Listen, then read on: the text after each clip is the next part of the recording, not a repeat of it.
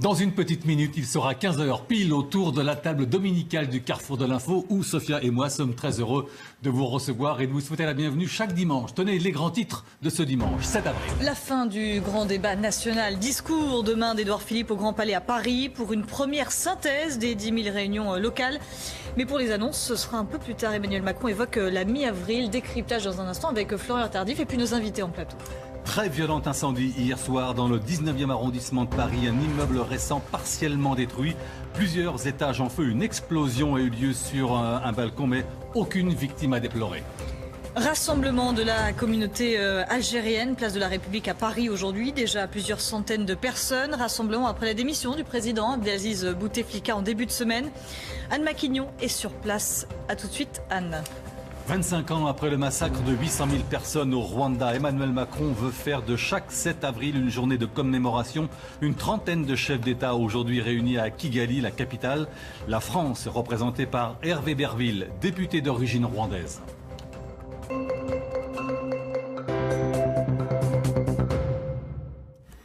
Bonjour à tous, c'est donc demain que le gouvernement rend la synthèse, les conclusions du grand débat national. Ce sera au Grand Palais à Paris. Oui, pouvoir d'achat, fiscalité, écologie, démocratie. Que retenir des comptes rendus des 10 000 réunions locales, des 16 000 cahiers de doléances ouverts dans les mairies et des centaines de milliers de propositions citoyennes. Alors, avant la mi-avril, Emmanuel Macron, demain ce sera Édouard Philippe. Que faut-il attendre de cette première synthèse? Florian Tardif. L'exécutif est attendu au tournant, car après plus de 3 mois de consultation nationale, le plus dur reste à faire dorénavant. Après avoir livré son diagnostic demain au Grand Palais, l'exécutif devra annoncer les remèdes à la crise des Gilets jaunes. Pour le moment, alors rien à filtrer. Emmanuel Macron maintient le suspense. Les décisions du chef de l'État, vous venez de le dire, sont attendues à la mi-avril, c'est-à-dire dans quelques jours. En revanche, il ne faut pas s'attendre à ce que l'exécutif sorte son chéquier, comme il l'avait fait en décembre dernier pour tenter d'endiguer la crise des Gilets jaunes. C'était le 10 décembre lors de son annonce à la nation.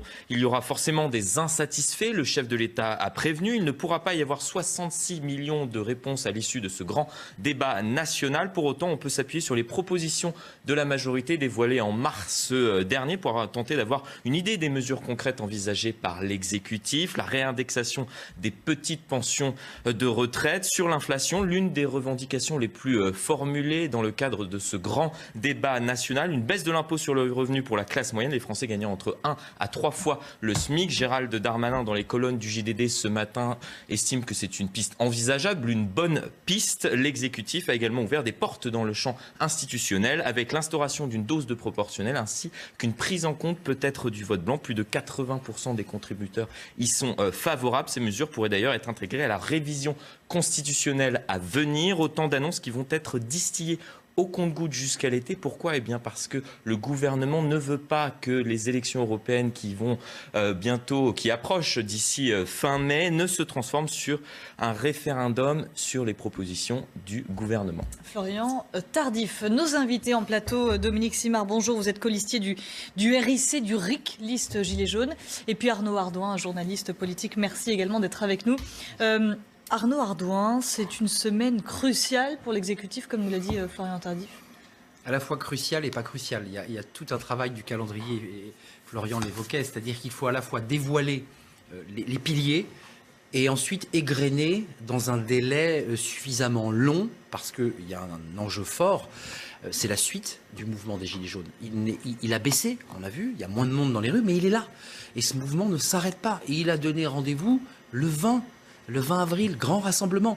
Donc il faut essayer de trouver un tempo qui fasse que les Gilets jaunes ne s'enflamment pas de nouveau dans 15 jours, parce qu'effectivement, tout le monde attend surtout le président de la République, Emmanuel Macron, et qu'il y a un vrai sujet sur cette question du calendrier. Alors, juste avant de vous donner la parole, Dominique Simard, on va écouter des militants de la République En Marche qui ont organisé à plusieurs reprises des débats, et là en l'occurrence c'est dans le Nord, à Stennes. Très exactement, allons-y. D'avoir vraiment entendu qu'on a besoin d'un dialogue, qu'on a besoin de plus de transparence. Et moi, il y a une chose très précise que j'aimerais avoir dans tous les débats qu'on a fait. Ce qui est revenu très fort, c'est la question de l'information et la question des fake news. Et donc, je pense qu'il faudrait vraiment s'atteler à ce problème. Les attentes étaient plutôt des grandes directions, voilà, des propositions relativement général qu'il s'agit ensuite d'affiner. Ça reste quand même extrêmement général et de passer à la moulinette les choses demande du temps, évidemment. C'est là-dessus Dominique Samar, co-listier du RIC, les Gilets jaunes demain seront particulièrement attentifs à ce que va dire Édouard Philippe. Ça va être une première synthèse de 10 000 réunions déjà, donc les premières remontées des doléances. On va écouter attentivement ce que vont nous dire effectivement, ce que va ressortir ces débats. Mais je pense que honnêtement, on n'aura pas de grandes surprises par rapport à tout ce qui va être annoncé, puisque effectivement les grands débats ont été mis en place et on va dire mis en place par toute une organisation qui ne correspond pas du tout avec de ce qu'on avait prévu qui soit fait sur ce sujet-là. Y a-t-il tout de même des annonces qui seraient en mesure de vous satisfaire? Est-ce qu'il y a des propositions qui pourraient répondre à vos revendications? On serait surpris d'avoir des annonces qui, justement, aient au bout de notre satisfaction. Parce qu'effectivement, donc, on est plutôt sur des mesurettes depuis le début du mouvement. Et donc, on voudrait... Les mesurettes, on a eu 10 milliards d'euros d'injection de pouvoir d'achat. On a eu l'organisation de ce grand débat national. Ce sont des mesurettes? Non, ce ne sont pas des mesurettes, mais c'est quand même qu'un petit pas par rapport à ce que demandent les Gilets jaunes en général. C'est pas assez, c'est beaucoup pas assez. Il y a des gens qui n'arrivent plus à finir les fins de mois, qui sont vraiment dans la difficulté. Et c'est vraiment dommage pour les citoyens. Donc je ne pense pas que les annonces attendues seront suffisantes justement pour... Il y aura 500 personnes demain pour écouter Édouard Philippe. Dans ces 500 personnes, il y aura entre autres des élus, donc des maires qui ont organisé toutes ces réunions locales au cours desquelles, nous a-t-on maintes fois dit, ça s'était très très bien passé. Donc eux aussi vont être attentifs. Oui, tout à fait, les maires vont être attentifs à ça.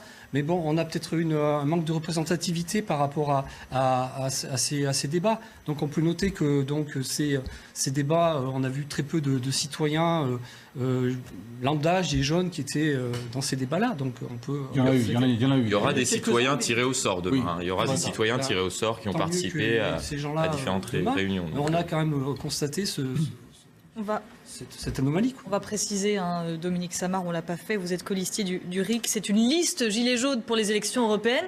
Arnaud Ardouin, qu'est-ce qu'on peut en attendre de cette liste qui est créditée pour le moment, selon notre dernier baromètre IFOP Eurorolling, à 3% des intentions de vote?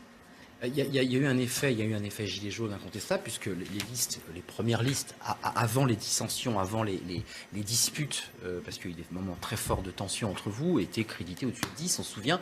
Aujourd'hui, ça fait pchit, pour reprendre un mot célèbre, parce que, me semble-t-il, n'a pas émergé des lignes forces de votre discours, d'abord parce que vous êtes divisés, parce que vous ne venez pas des mêmes horizons politiques, vous étiez des citoyens, mais des citoyens pour certains engagés, certains venaient de la LFI, certains venaient du Rassemblement national. Sur les ronds-points, il y a eu véritablement des tensions idéologiques entre ces deux forces qui ont essayé de préempter le mouvement. Ça n'a pas fonctionné, et c'est vrai qu'aujourd'hui, la liste des Gilets jaunes, elle redescend comme un soufflet. Alors, vous avez des revendications, et peut-être aurez-vous des réponses demain, mais sur le plan politique, c'est peut-être le seul mouvement social qui n'a pas une structuration politique unifiée, une couleur, un axe, un centre de gravité. Il y a beaucoup de centres de gravité, mais il n'y en a pas un. Et donc je pense que l'électeur aujourd'hui s'y retrouve pas forcément. Alors en ligne de mire, donc les élections européennes, ce sera le 26 mai prochain.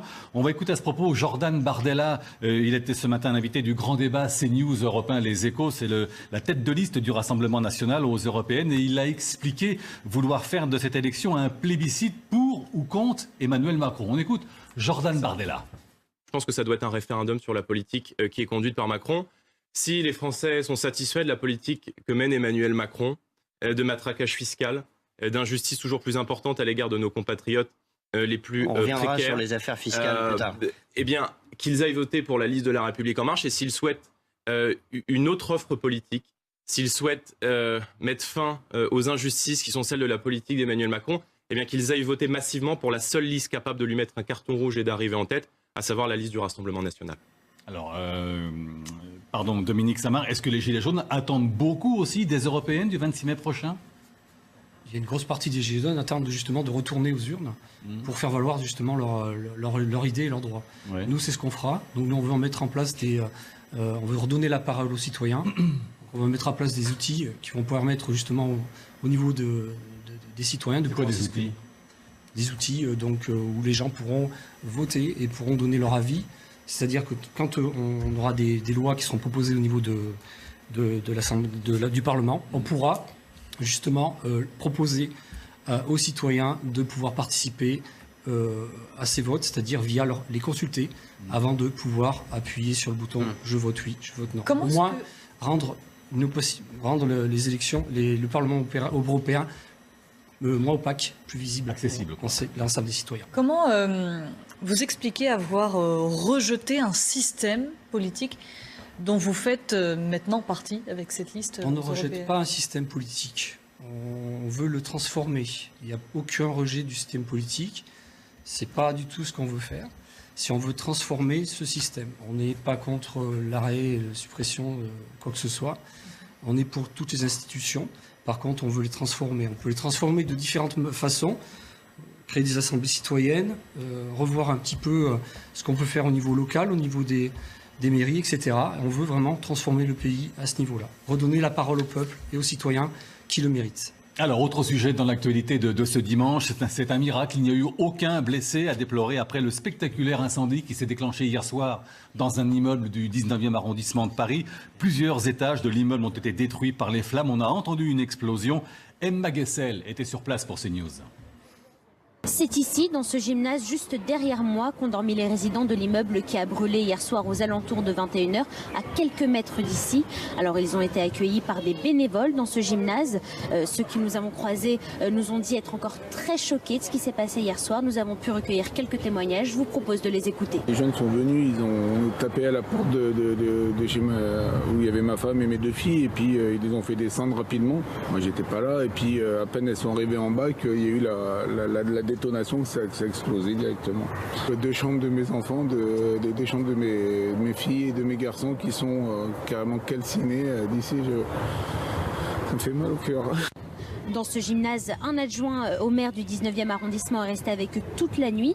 L'objectif pour lui, c'est désormais de reloger tous ces résidents, car si certains vont pouvoir regagner assez rapidement leur appartement, sur les 27 appartements de l'immeuble, 5 ont été totalement ravagés par les flammes et sont donc totalement inhabitables. En bref, notez qu'en ce dimanche, la femme de Carlos Ghosn parle pour la première fois dans les colonnes du journal du dimanche. Elle raconte l'arrestation de l'ex-PDG de Renault-Nissan, l'arrivée de la police, la prison et puis ensuite la caution qui a été versée. 2 extraits, en tous les cas un extrait de ce qu'a dit Carlos Ghosn ce matin dans le JDD. Il a aussi enregistré. Elle parle évidemment de son époux Carlos Ghosn. Il a aussi enregistré une vidéo en anglais où il donne sa version de l'affaire. Il avait envie de désigner les responsables de ce qui lui arrive. Également la 25e édition du SIDAction et vos dons sont indispensables. Il y a urgence. En France, 173 000 personnes vivent avec le VIH et 24 000 d'entre elles ignorent être malades. Rendez-vous donc sur le site sidaction.org et puis vous pouvez également par SMS envoyer le mot don. DON au 92 110 pour offrir votre contribution, 5 € pour la recherche et puis pour la prévention. On va prendre la direction de la place de la République à Paris pour un rassemblement de la communauté algérienne et ce quelques jours après la démission du président Abdelaziz Bouteflika il y a une demi-heure. Anne Maquignon, vous nous disiez que vous aviez déjà autour de vous une centaine de personnes. Est-ce que la foule grossit de plus en plus ?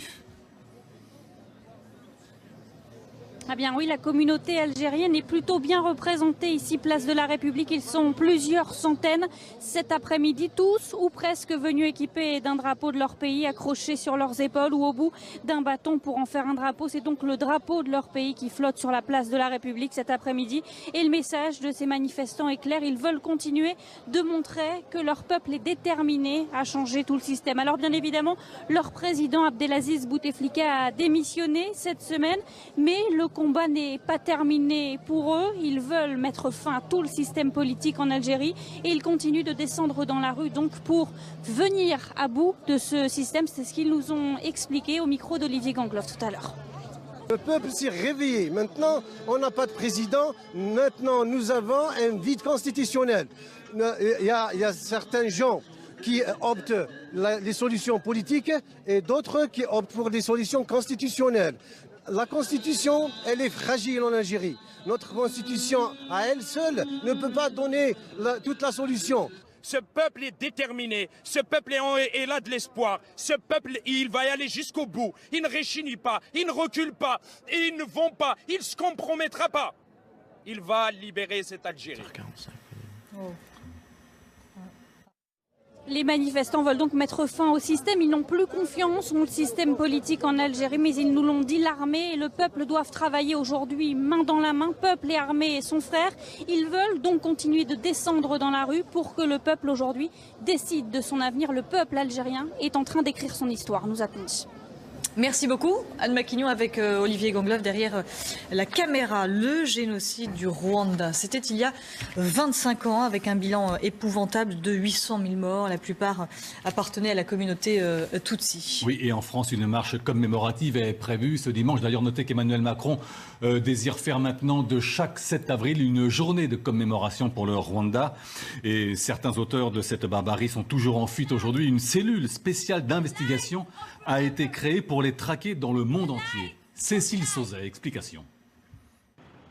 Créée en 2007, soit 15 ans après les faits, l'unité spéciale pour traquer les auteurs présumés du génocide rwandais est composée de plusieurs enquêteurs et procureurs.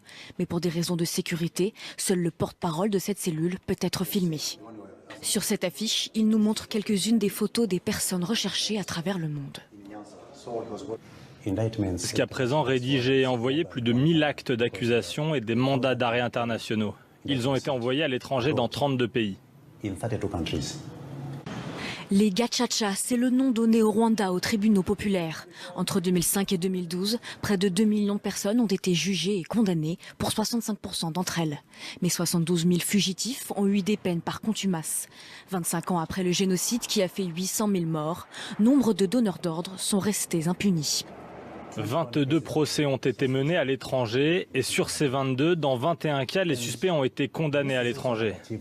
C'est aussi une autre réussite car lorsque ces personnes sont jugées à l'étranger, celles qui mènent des enquêtes dans ces pays, que ce soit en France, en Belgique ou en Allemagne, elles viennent ici pour mener les investigations. En faisant de la justice une priorité, les autorités rwandaises ont réussi à faire coexister pacifiquement bourreaux et victimes. Mais pour les familles, le pardon reste difficile à accorder alors que nombre de tueurs ont échappé à la justice. Tout à fait autre chose maintenant. L'administration pénitentiaire face à un défi majeur, le manque de personnel. Alors pour recruter, pour convaincre, une grande campagne de promotion va être lancée avec notamment des stages en immersion. Précision avec Sophie Gauthier. Oui.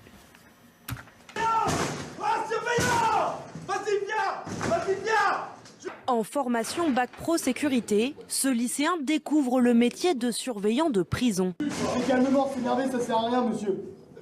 Pendant une semaine, ces jeunes sont en immersion à l'École nationale de l'administration pénitentiaire. L'objectif, donner une autre image de la profession. Je pensais que c'était juste le gars qui faisait aller aux toilettes les détenus, qui les gérait pour quand ils sortaient. Enfin, vraiment, c'était vraiment le gardien avec son bâton et qui frappait quand ça allait pas, quoi. Alors que là, en fait, on se rend compte que c'est vraiment limite des assistances sociales. Enfin, ils sont vraiment dans le social, quoi. C'est pas du tout la même chose. Contrôle des portiques d'entrée, maîtrise d'un détenu ou encore fouille de cellules, les élèves enchaînent les exercices. Pour les prisons, l'enjeu est de taille, il faut recruter et vite. Il y a une problématique, c'est les créations de places de détenus, donc il va falloir embaucher des surveillants. Et en plus, il y a toute une génération de surveillants qui partent à la retraite parce qu'il y avait eu la même création en fin d'année 80, début 90, et tous ces collègues qui partent à la retraite. Il faut vraiment qu'on recrute. Les récentes agressions de surveillants font peur et contribuent à donner une mauvaise image du métier. L'administration pénitentiaire doit recruter près de 2400 agents par an pendant 10 ans. On se retrouve dans quelques secondes autour de la table du carrefour de l'info avec nos invités et notre rayon de soleil permanent, quel que soit le temps qu'il fait, Sophia Rousseau. À tout de suite.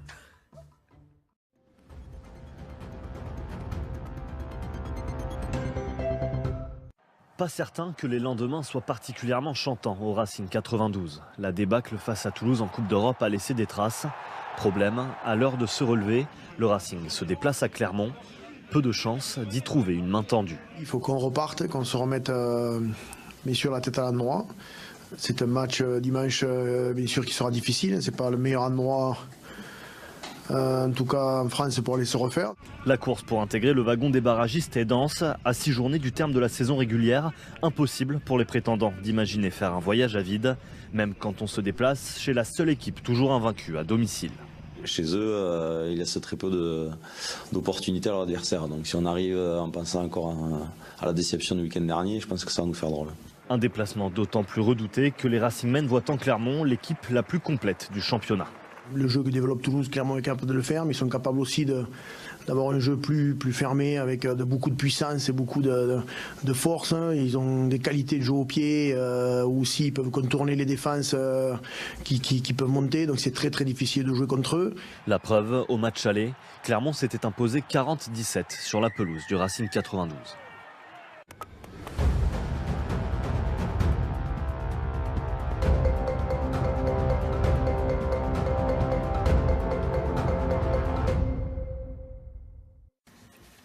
Une petite poignée de secondes, il sera 15h30 autour de la table du Grand Carrefour de l'Info. On vous souhaite, si ce n'est déjà fait avec Sophia Rousseau, un excellent après-midi en ce dimanche 7 avril. Voici les grands titres. La fin du grand débat national. Discours demain d'Édouard Philippe au Grand Palais à Paris pour une première synthèse des 10 000 réunions locales. Mais pour les annonces, ce sera plus tard. Emmanuel Macron évoque la mi-avril. On en parle avec Florian Tardif et puis nos invités en plateau. Très violent incendie hier soir dans le 19e arrondissement de Paris. Un immeuble récent partiellement détruit, plusieurs étages en feu, 80 pompiers sur place. Une explosion a eu lieu sur un balcon, mais aucune victime n'est à déplorer. Rassemblement de la communauté algérienne, place de la République à Paris. Déjà plusieurs centaines de personnes. Rassemblement après la démission du président Abdelaziz Bouteflika en ce début de semaine. Nous rejoindrons sur place Anne Maquignon. C'était le 7 avril 1994, 25 ans après le massacre de 800 000 personnes au Rwanda. Emmanuel Macron veut faire de chaque 7 avril une journée de commémoration. Aujourd'hui, une trentaine de chefs d'État sont à Kigali, la capitale, pour une cérémonie d'hommage. La France est représentée par Hervé Berville, député d'origine rwandaise.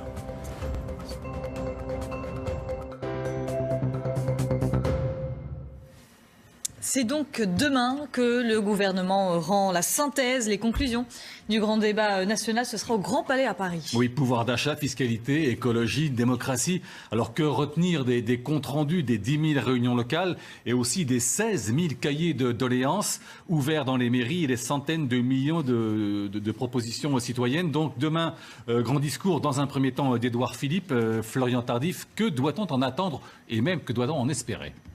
L'exécutif est attendu au tournant cette semaine puisque le plus dur reste à faire, vous l'avez bien évidemment compris, après avoir délivré son diagnostic. Demain, au Grand Palais, l'exécutif devra annoncer les remèdes à la crise des Gilets jaunes. Pour le moment, rien n'a filtré. Emmanuel Macron maintient le suspense. Les décisions du chef de l'État sont attendues au plus tôt mi-avril, c'est-à-dire dans quelques jours. En revanche, il ne faut pas s'attendre à ce que l'exécutif sorte son chéquier comme il l'avait fait en décembre dernier lors de l'allocution à la nation.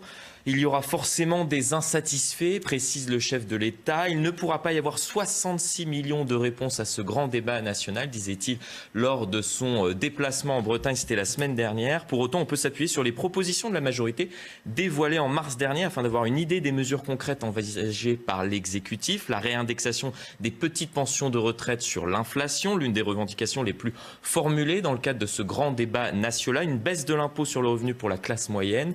Les Français gagnant entre 1 à 3 fois le SMIC. Gérald Darmanin, le ministre de l'Action et des Comptes Publics, a expliqué ce matin que c'était une piste envisageable, une bonne piste. L'exécutif qui a également ouvert des portes dans le champ institutionnel avec l'instauration d'une dose de proportionnelle ou la prise en compte du vote blanc. Plus de 80% des contributeurs en ligne y sont favorables. Autant d'annonces qui vont être distillées jusqu'à l'été. Pourquoi ? Tout simplement parce que les élections européenne approche et que le gouvernement ne souhaite pas que ces élections ne se transforment en un référendum après les annonces du gouvernement. Florian Tardif, merci. Alors à propos de la fin de ce grand débat national, on va écouter quelques militants de La République En Marche, organisateurs de ces débats à Stennes dans le Nord, des propos recueillis par Damien Deparnay. C'est important qu'il nous donne le sentiment d'avoir vraiment entendu qu'on a besoin d'un dialogue, qu'on a besoin de plus de transparence. Et moi, il y a une chose très précise que j'aimerais avoir dans tous les débats qu'on a faits. Ce qui est revenu très fort, c'est la question de l'information et la question des fake news. Et donc, je pense qu'il faudrait vraiment s'atteler à ce problème. Les attentes étaient plutôt des grandes directions Hein, voilà des propositions relativement générales qu'il s'agit ensuite d'affiner. Hein. Ça reste quand même extrêmement général et de passer à la moulinette les choses demande du temps, évidemment.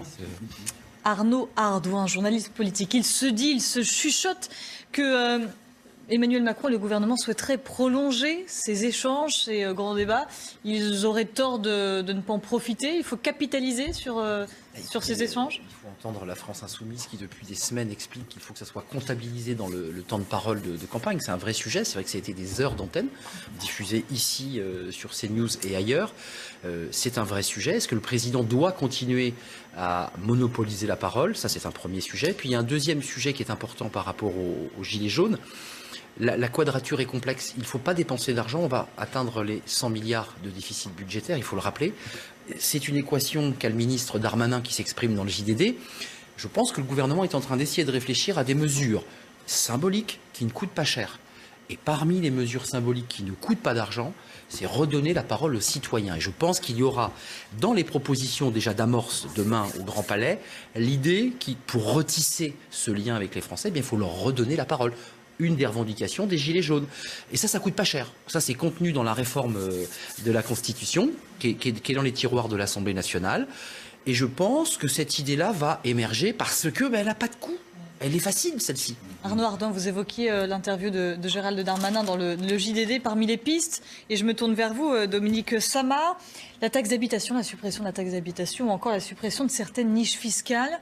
Cela serait de nature à vous satisfaire? C'est de bonnes premières pistes d'annonce? Non, du tout, parce qu'on a vraiment une crise de confiance qui n'est pas récente. Hein. Ça fait plus de 40 ans dans ce pays qu'on ne fait pas les choses comme il faut. Donc on a des dégradations du service public, on a 50% des maires qui ne se représentent plus, on a 72% du territoire qui est délaissé.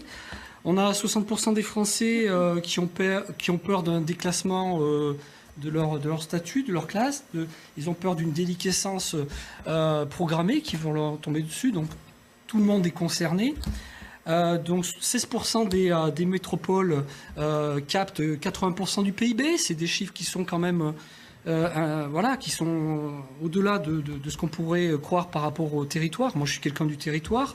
Et je trouve ça alarmant qu'il y ait autant de choses qui ne sont pas adaptées pour les territoires. On n'applique pas les mêmes principes que dans les grandes métropoles. Et ça, c'est très déstabilisant pour les petites communes et pour ceux qui vivent dans ces territoires. Qu'est-ce que vous voudriez qu'Édouard Philippe, demain au Grand Palais à Paris, aborde en premier dans sa synthèse des 10 000 réunions locales? Qui prennent conscience qu'il y a des gens qui n'arrivent plus à finir le mois, qu'il y a des travailleurs qui se tuent au travail. Vous savez, des gens voilà, je vais vous prendre un exemple, une petite histoire, je peux vous raconter très, très rapidement. Donc, moi j'ai connu plusieurs personnes qui travaillaient dans un petit village. Il y avait le boucher, il y avait le boulanger, il y avait l'épicier, il y avait le petit café. Donc ces gens-là se tuent au travail, à la tâche, apporter une certaine communauté, apporter une certaine stabilité à ces petits villages, à ces petites villes. Donc effectivement, il y avait le petit boulanger qui essayait de faire ses tournées comme il pouvait, qui a essayé de faire son travail du mieux qu'il pouvait. Ce petit boulanger, il a travaillé comme un forçat pendant 40 ans de sa vie. Arrivé à la retraite, on lui a donné, il lui restait 1 000 € par mois.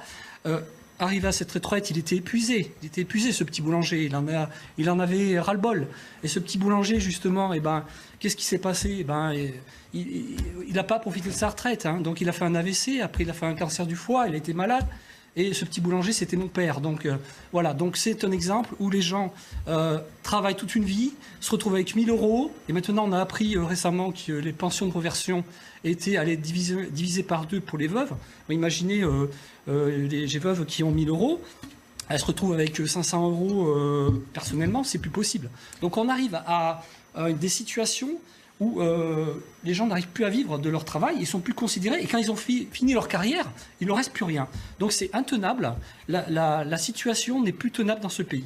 On est arrivé à un niveau de non-retour, et j'espère que tout cela va s'arranger, parce que nous, personnellement, le RIC, on a un mouvement pacifique, on veut le bien de tout le monde, on veut justement informer les gens, on veut mettre en place des assemblées citoyennes permanentes, on veut instaurer le RIC en interne, pour que les gens puissent nous juger et nous révoquer en cas de problème. On veut vraiment être transparent. On veut apporter une nouvelle politique. Vous avez évoqué votre vie personnelle. J'ai évoqué ma vie personnelle parce que je crois qu'elle concerne beaucoup de gens. Elle concerne votre profil, votre profession, ce qui vous a donné envie de vous engager dans ce mouvement des Gilets jaunes et en politique, puisque vous êtes colistier de la liste RIC aux élections Ce qui m'a européennes. engagé, c'était de voir effectivement les gens autour de moi qui justement n'y arrivaient plus. Et c'est quoi votre profil à vous? Quelle est votre profession? Est-ce que vous pouvez nous parler un peu de vous? Je vous ai parlé un petit peu de cette histoire. Votre parcours Bon, écoutez, je suis autodidacte. J'ai donc fait eu plusieurs professions. J'ai travaillé effectivement en usine. J'ai fait une reconversion dans le commercial. J'ai gravi les échelons. J'ai été aussi plusieurs années dans divers médias. J'ai travaillé un petit peu énergie. J'ai vendu des spots publicitaires. J'ai fait beaucoup d'activités. Le commercial est resté une de mes principales. Voilà, j'ai continué, puis j'ai fait mon petit chemin jusqu'à maintenant. Et donc, j'ai 26 ans d'expérience commerciale actuellement. Alors, on parlait mon parcours est tout à fait ce qui est de plus simple, d'un Français ordinaire, mais qui ne supporte plus l'injustice de ce pays, qui en a ras-le-bol de voir les gens, de voir des retraités faire les poubelles, qui en a ras-le-bol de voir plein de choses, il ne supporte plus. Alors, Édouard Philippe, donc demain au Grand Palais, Emmanuel Macron à partir de la mi-avril pour les premières propositions. Nous serons à quelques semaines des élections européennes, c'est le 26 mai prochain. Et ce matin, Jordan Bardella, tête de liste du Rassemblement national aux européennes, était l'invité du grand débat CNews, les échos européens. Et voilà ce qu'il disait à propos des élections européennes qui se profilent quant à Emmanuel Macron. Écoutez-le. Je pense que ça doit être un référendum sur la politique qui est conduite par Macron. Si les Français sont satisfaits de la politique que mène Emmanuel Macron, de matraquage fiscal, d'injustice toujours plus importante à l'égard de nos compatriotes les plus précaires. On reviendra sur les affaires fiscales plus tard. Eh bien, qu'ils aillent voter pour la liste de La République En Marche et s'ils souhaitent une autre offre politique, s'ils souhaitent mettre fin aux injustices qui sont celles de la politique d'Emmanuel Macron, eh bien qu'ils aillent voter massivement pour la seule liste capable de lui mettre un carton rouge et d'arriver en tête, à savoir la liste du Rassemblement national. Oui. Bon, ça c'est un classique sur la thématique changement de pied du RN, puisqu'en fait, auparavant il fallait sortir de l'Europe, puis aujourd'hui c'est devenu une élection nationale, utilisant comme levier l'élection européenne. Mais si je peux me permettre, ce qu'a dit monsieur est intéressant, en tout cas assez fort, puisqu'il implique sa vie personnelle. Il y a un enjeu très fort, c'est les retraites qui arrivent. Vous avez vu, il y a un nouveau dossier qui arrive au-delà des annonces du Premier ministre demain, où il y aura une volonté d'essayer de retisser le lien avec la France, d'apaiser, d'essayer de remettre un liant. Les retraites, puisque c'est le sujet qui vous préoccupe, puisque vous faites écho à votre père, il y a un vrai sujet sur cette date de départ à la retraite, sur le montant des pensions. Et au-delà même des 62 ans, puisqu'il est question peut-être de les remettre en question, il y a quand même une réalité sur le montant reçu par les Français. Ça, c'est très concret.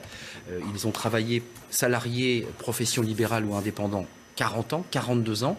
Et c'est vrai que quand ils arrivent au bout, ils sont un peu surpris parce qu'on ne fait jamais le calcul en général tant qu'on n'est pas arrivé à la retraite. Et on se dit, ah oui, je n'ai que ça, parce qu'il y a un calcul de décote, qui a évidemment tout un calcul très complexe, et au final, les Français n'arrivent pas à vivre avec cette somme.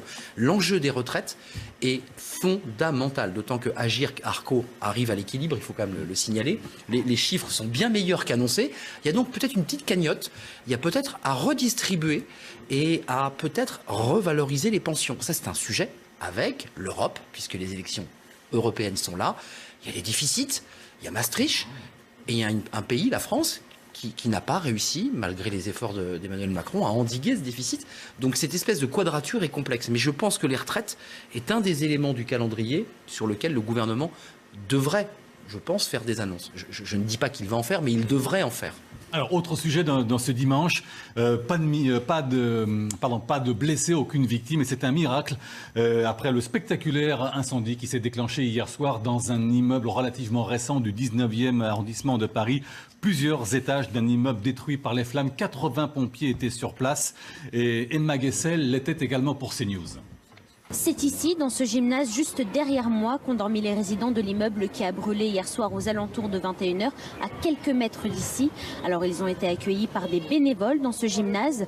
Ceux qui nous avons croisés nous ont dit être encore très choqués de ce qui s'est passé hier soir. Nous avons pu recueillir quelques témoignages. Je vous propose de les écouter. Les jeunes sont venus, ils ont tapé à la porte de chez moi, où il y avait ma femme et mes 2 filles, et puis ils les ont fait descendre rapidement.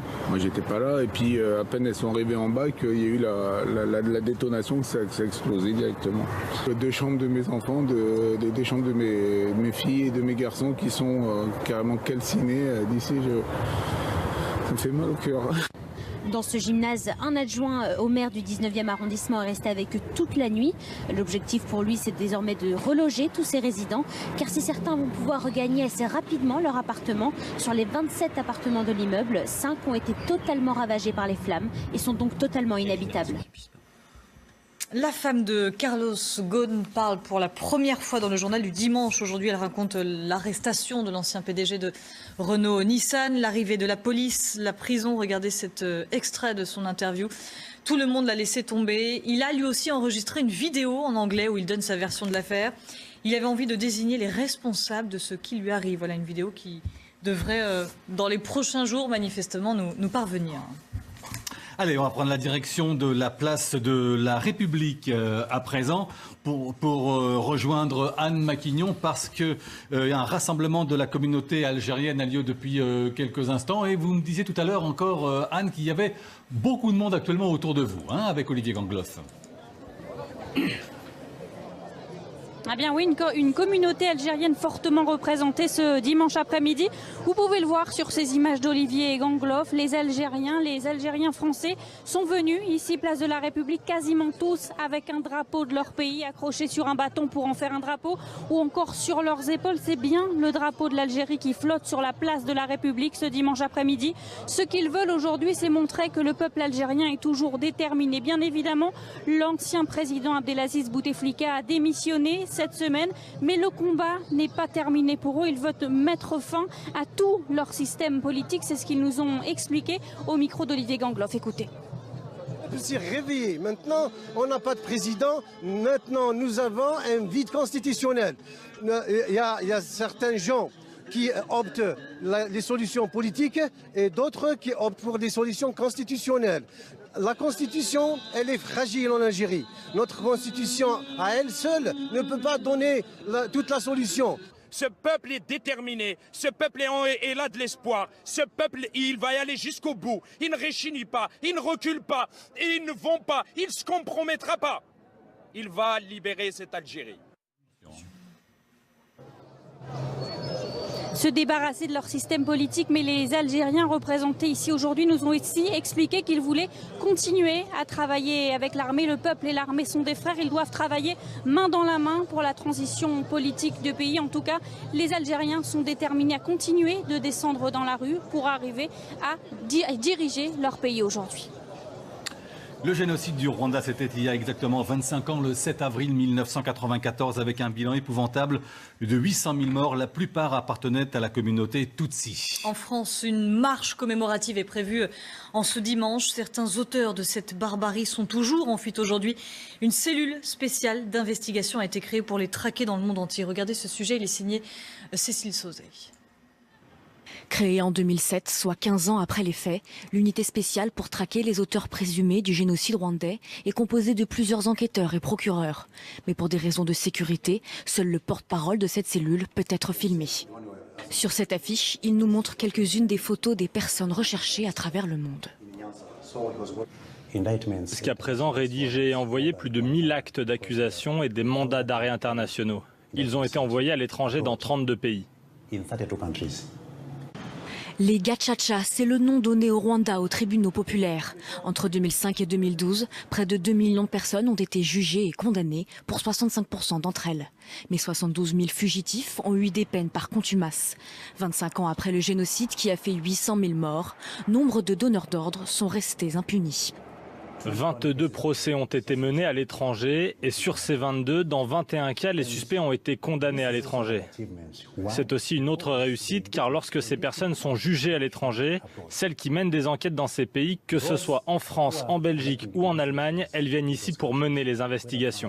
En faisant de la justice une priorité, les autorités rwandaises ont réussi à faire coexister pacifiquement bourreaux et victimes.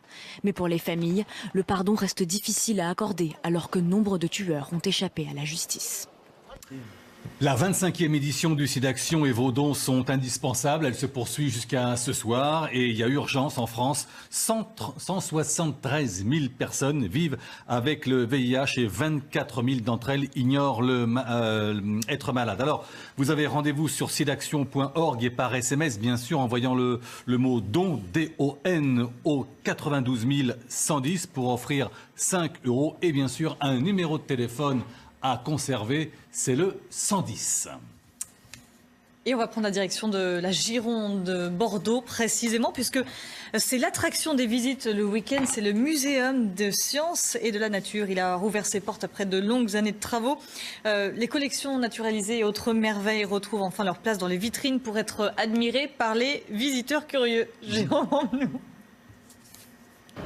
Après 10 ans de fermeture, le Muséum de sciences et nature de Bordeaux accueille enfin des visiteurs. Et ils ne viennent pas uniquement pour voir des animaux empaillés. Ça rend compte, oui, de l'impact qu'on a, nous, aujourd'hui, aussi sur la nature et sur justement tous ces animaux qu'on voit ici. On sait qu'il y en a qui sont en voie de disparition, qui sont éteints. C'est bien pour les étudier, les regarder, observer comment ils sont. Comprendre toute la biodiversité autour de l'animal, tout l'écosystème qui est autour. Parmi toutes les espèces, certaines ont déjà disparu ou sont en voie d'extinction. On a mis un point d'honneur à avoir une vitrine sur les espèces menacées, mais également préservées.